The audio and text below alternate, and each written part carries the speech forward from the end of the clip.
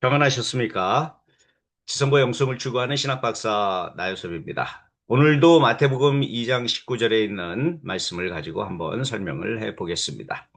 여기에 보면은 주의 사자가 애굽에 있는 요셉에게 다시 한번 현몽하였다라고 하는 표현이 나옵니다. 여기에 분명히 주의 사자, 그 주의 사자는 누구예요? 앞에서 마리아를 버리려고 했던 요셉에게 나타나서 마리아가 성령에 의해서 임신되었으니 아이를 잉태하였으니 데려오라고 지시했던 그분이고, 또 헤롯이 아기 예수를 죽이려고 할 때에 애굽으로 피난하라 라고 이야기했던 그 존재입니다. 그렇다고 한다면 주의 사자는 세 번째로 여기에 나타나고 있습니다. 그 수의 사자가 누구인가? 물론 우리나라 말로 번역할 때 천사라고도 번역이 됩니다. 앙겔로스라고 하는 단어는 여기서 사자로 번역이 되어 있지만은 또 천사로 번역이 될 때가 많이 있습니다. 정확히 누군지 설명을 하지 않았죠. 그래서 이후에 누가복음 저자는 이 주의 사자를 가브리엘 천사로 이름을 아예 붙여서 요셉이 아닌 마리아에게 수태고지를 한 것으로 이렇게 서술을 하고 있습니다. 아무튼 중요한 것은 주의 사자, 곧 하나님이 사자를 보내서 무엇인가 지시하시고 인도하신다라고 하는 신앙. 이것은 구약에서부터 내려온 것이죠. 뭐 예를 들면은 출애굽기뿐만 아니라 말라기에 뭐라고 이야기되어 있냐면 내가 내 사자를 내 앞에 보내서 내 길을 인도할 것이다 라고 하는 그런 내용이 나와 있습니다. 여기서 물론 주의 사자, 내 사자라고 번역이 되어 있지만은 그 단어 역시 내 천사라고 이야기할 수가 있죠. 그런데 그 천사가 뭐 신비한 현상으로 나타난 그런 천사입니까? 아닙니다.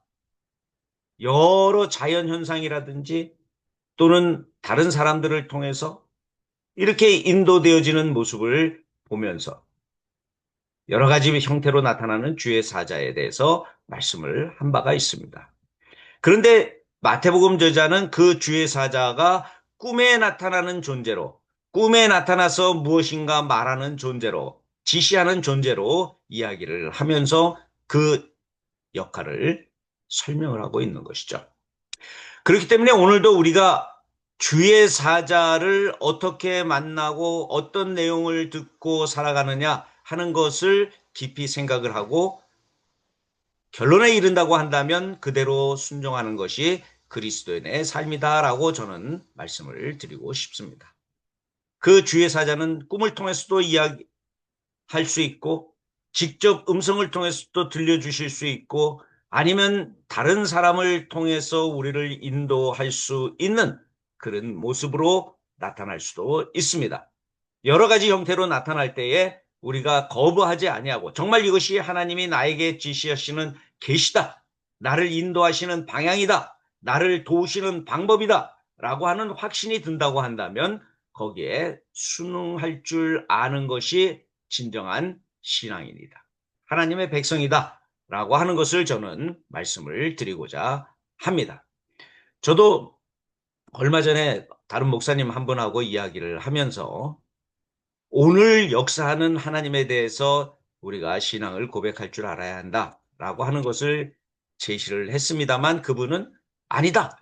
성경에 이미 다 나와 있고 그 이상 하나님을 우리가 발견할 수 없다라고 그렇게 이야기를 하더라고요. 저는 아니다. 성경은 우리들에게 길을 보여주는 하나의 방법이고 오늘 우리에게 역사하시는 하나님을 만나고 이야기해야 한다.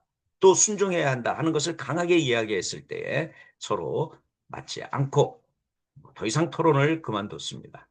아무튼 저는 오늘 이 삶 속에서 역사하는 하나님의 손길, 그것이 주의 사자로 우리가 고백을 하든, 천사로 고백을 하든, 성령님으로 고백하든, 내가 오늘 나에게 역사하시는 하나님의 손길을 우리가 발견하고 나아갈 줄 알아야 한다. 저도 그것을 추구하고 있습니다. 여러분들도 한번 추구해 보시고 하나님의 존재, 살아계시는 하나님의 모습을 느끼시고 고백할 수 있는 한 분 한 분 되기를 간절히 바랍니다. 오늘도 이 부족한 가게 시청해 주셔서 대단히 감사합니다.